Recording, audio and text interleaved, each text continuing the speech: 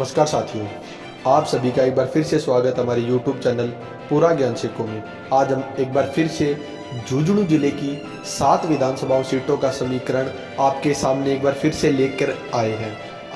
इस समीकरण के अंदर हम आपको बताएंगे कि कांग्रेस कितनी सीटें जीत रही है, भाजपा कितनी सीटें जीत रही है और निर्दलीय कितनी सीटों पर किंग मेकर की भूमिका निभा रहे हैं। तो आइए हम आपको इस वीडियो के अंदर विस्तार से हर विधानसभा सीट के बारे में जानकारी देंगे, तो बने रहिएगा हमारे साथ इस वीडियो के अंत तक। दोस्तों, आपका एक बार फिर से स्वागत हमारे चैनल पर। तो आइए बात करते हैं झुंझुनू जिले की 7 विधानसभा सीटों के बारे में। पहली विधानसभा सीट है झुंझुनू, जहाँ एक और यहाँ से कांग्रेस ने वर्तमान सिटिंग एमएलए विजेंद्र ओड़ा को मैदान में उतारा है। वहीं भाजपा ने यहाँ से पूर्व में भाजपा के प्रत्याशी रहे राजेंद्र बामू का टिकट काटकर बबलू चौधरी को इस बार मैदान में उतारा है। वहीं बीजेपी की टिकट न मिलने के कारण निर्दलीय प्रत्याशी के रूप में ताल ठोक रहे राजेंद्र बामू भी मैदान में। अब बात की जाए सीट के समीकरण की, तो कांग्रेस के भी माइनॉरिटी वोट कटकर इस बार बामू के पक्ष में जा सकते हैं। वहीं भाजपा के भी ब्राह्मण और बड़ियों के वोट कटकर राजेंद्र बामू के खाते में जा सकते हैं, क्योंकि बामू एक क्षेत्रीय नेता है। साथ ही बामू है वो राजनीति जो करते हैं वह झुंझुनू जिले से करते हैं। इसी का कारण यह रह रहा है कि कांग्रेस के माइनॉरिटी वोटर और भाजपा के जनरल कास्ट स्वर्ण कास्ट के जो वोटर हैं वो कटकर बामू के खाते में जा सकते हैं और इस सीट पर निर्दलीय भी एक बार फिर से जीतने में सफल हो सकता है। तो अभी पक्का नहीं बताया जा सकता, परंतु बीकानेर सट्टे बाजार के अनुसार झुंझुनू जिले में 7 विधानसभा सीटों में 4 पर कांग्रेस, 2 पर भाजपा व 1 पर निर्दलीय प्रत्याशी जीतता हुआ दिखाई दे रहा है। अब केवल 2 ही सीटें ऐसी है जहां पर निर्दलीय प्रत्याशी ताल ठोक रहे हैं। एक तो है झुंझुनू और एक है पिलानी। अब कयास ये लगाए जा रहे हैं कि पिलानी से तो पितराम काड़ा जीतने में सफल हो जाएंगे, परंतु झुंझुनू से राजेंद्र बामू इस सीट को निकाल सकते हैं। अब देखना यह रोचक होगा कि कैलाश मेघवाल सीट को निकालते हैं या फिर राजेंद्र बामू, परंतु एक सीट निर्दलीय जरूर निकालेगा। अब बात की जाए सूरजगढ़ विधानसभा सीट की, तो सूरजगढ़ विधानसभा सीट में जहां कांग्रेस ने श्रवण चौधरी को मैदान में उतारा है, वहीं भाजपा ने ऐसे संतोष अहलावत को मैदान में उतारा। अब बात करें इस सीट के समीकरण की, तो दोस्तों जब 25 नवंबर को यहाँ पर वोटिंग पड़ना स्टार्ट हुई थी, तब 2 बजे तक ऐसा माहौल था कि बीजेपी सीट को आराम से निकालने में सफल हो जाएगी। उस समय तक दोनों प्रत्याशियों के बीच में टक्कर चल रही थी, परंतु जो ज्यादा वोटिंग हो रही थी वह संतोष अहलावत के पक्ष में हो रही थी। परंतु 2 बजे के बाद की जो वोटिंग हुई है उसमें श्रवण चौधरी को खासा फायदा होता हुआ दिखाई दे रहा है, क्योंकि जो ग्रामीण क्षेत्र की जो वोटिंग है, तो शहरी क्षेत्र में श्रवण चौधरी पिछड़ सकते हैं, परंतु जो ग्रामीण क्षेत्र की जो वोटिंग है उसमें श्रवण चौधरी संतोष अहलावत की जो लीड है उसको क्रॉस कर सकते हैं। और वैसे आने वाले ये जो विधानसभा चुनाव का जो रिजल्ट है 3 तारीख को, इसके अंदर वह जीत हासिल कर सकते हैं।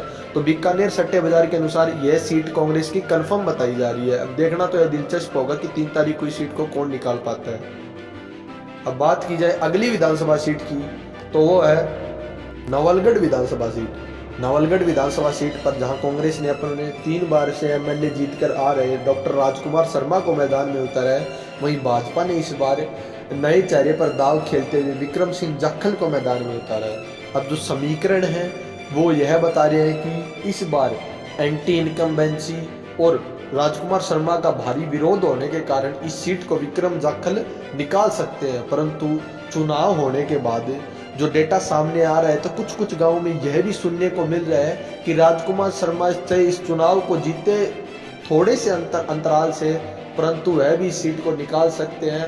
लेकिन जो ज्यादा समीकरण है वह विक्रम सिंह जाखल की ओर सामने आ रहे हैं, क्योंकि विक्रम सिंह जाखल के पक्ष में शहर के साथ साथ गांव के मतदाताओं ने भी खुलकर वोट दिया है और इस सीट पर लगभग 78% के लगभग वोटिंग हुई है। तो बीकानेर सट्टा बाजार यह सीट भाजपा के खाते में बता रहा है। अब देखना तो यह रोचक होगा 3 तारीख को कौन जीत पाता है। क्या एक बार फिर से राजकुमार शर्मा इस सीट से जीत का चौका लगाने में सफल होते हैं, या फिर भाजपा इस कांग्रेस के गढ़ को ढाने में सफल हो पाती है, ये तो 3 तारीख ही बताएगी।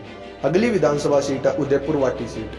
तो दोस्तों अब आपको इस सीट के बारे में बताऊंगा कि इस सीट का जो परिणाम है वह भी बड़ा ही रोचक होने वाला है, क्योंकि जैसे जैसे चुनाव में टिकट बंटना स्टार्ट हुई थी तो भाजपा ने यहाँ से शुभकरण चौधरी को मैदान में उतारा था, वहीं कांग्रेस से निष्कासित होकर शिवसेना पार्टी ज्वाइन कर शिवसेना से ताल ठोक रहे वर्तमान में विधायक रहे राजेंद्र गुड़ा इस बार शिवसेना से मैदान में है। वहीं कांग्रेस ने यहाँ से संदीप सैनी जो टिकट की दावेदारी प्रस्तुत कर रहे थे, पेश कर रहे थे, उन्हें टिकट ना देकर भगवाना राम सैनी को यहाँ से मैदान में उतारा है।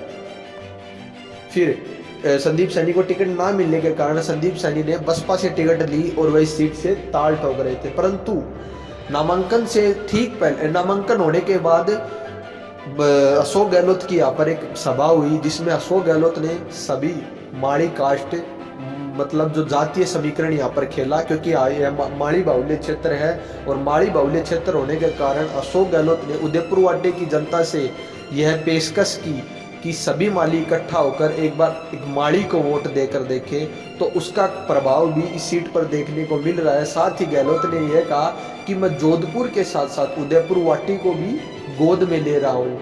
तो मतलब इस सीट का जो समीकरण है वो गहलोत ने यहीं पर चेंज कर दिया था और ये सीट बीकानेर सट्टा बाजार के अनुसार भाजपा से छिटक्कर कांग्रेस के खाते में जाती हुई दिखाई दे रही है। अभी तक के यही आंकड़े हैं, बाकी तो 3 तारीख को पता लगेगा।